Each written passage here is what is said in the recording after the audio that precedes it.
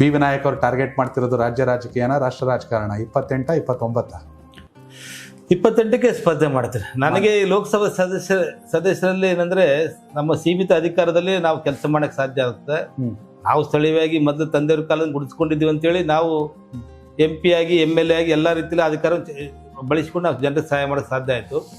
But ಬೇರೆ ಕಡೆ ನೋಡ್ತೀವಿ MP ಗಳಿಗೆ ಯಾವುದೇ ವಿಧಾನಸಭಾ ಕ್ಷೇತ್ರದಲ್ಲಿ ಯಾವುದೋ ಹಸ್ತಕ್ಷೇಪ ಮಾಡುವಂಥ ಅಧಿಕಾರ ಇಲ್ಲ. ಒಬ್ಬ ಅಧಿಕಾರಿಗಳನ್ನ ಟ್ರಾನ್ಸ್ಫರ್ ಮಾಡುವಂಥ ಅಧಿಕಾರ ಇಲ್ಲ. ಯಾಕೆ ನಮ್ಮ ಶಾಸಕರು ಇರ್ತಾರೆ, ಅವರೇ ನೋಡ್ಕೊಂತಾರೆ. ಪಕ್ಷದ ಏನಂದ್ರೆ ಈಗ ಕೇಂದ್ರ ಮಟ್ಟದಲ್ಲಿ ಏನಂದ್ರೆ ನಮ್ದು ಪ್ರತಿನಿಧಿತ್ವ, ನಮ್ದು ಕೇಂದ್ರ ಸರ್ಕಾರ ಪ್ರತಿನಿಧಿಗಳಾಗಿರ್ತೀವಿ.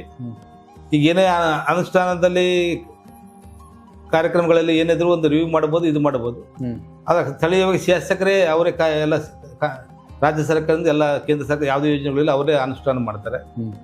ಇಲ್ಲಿ ನೇರವಾದ ಪಾತ್ರ ಇರೋದಲ್ಲ. ಜನರಿಗೆ ನಾವು ಅಡ್ರೆಸ್ ಮಾಡ್ಲಿಕ್ಕೆ ಕಷ್ಟ ಆಗ್ತದೆ. ಕೆಲವರು ನೇರವಾಗಿ ನಮ್ಮಲ್ಲಿ ಬರ್ತಾರೆ. Correct sir. ನೇರವಾಗಿ ಬರ್ತಾರೆ, ಬೋರ್ವೆಲ್ ಕೇಳ್ತಾರೆ, ಅದಕ್ಕೆ ಕೇಳ್ತಾರೆ, ಇದಕ್ಕೆ ಕೇಳ್ತಾರೆ. ವೈಯಕ್ತಿಕ ಯೋಜನೆಗಳನ್ನು SCB ನಮ್ಮ ಹರಿಜನ ಗಿರಿಜನ ಜನರು ಬರ್ತಾರೆ, ಲೋನ್ ಮಾಡಿಸ್ಕೊಡೋದು ಅಂತೇಳಿ. ಶಾಸಕರು ತಮ್ಮ ಹಿಂಬಾಲಕರು ತಮ್ಮ ಕ್ಷೇತ್ರದಲ್ಲಿ ಯಾರು ಬೇಕು ತಮಗೆ ಬೇಕು ಅವ್ರು ಮಾಡ್ಕೊಂಡ್ಬಿಡ್ತಾರೆ. ನಮಗೆ ಅದು ಅವಕಾಶ ಸಿಗೋದಲ್ಲ. ಜನ ಅಂತರೂ ನಾವು ಓಟ್ ಹಾಕಿಪ್ಪ ನಮ್ಗೊಂದು ಏನಾದರೂ ಇವು ಕಡೆಯಿಂದ ನ್ಯಾಯ ಸಿಗುತ್ತೆ ಬರ್ತಾರೆ.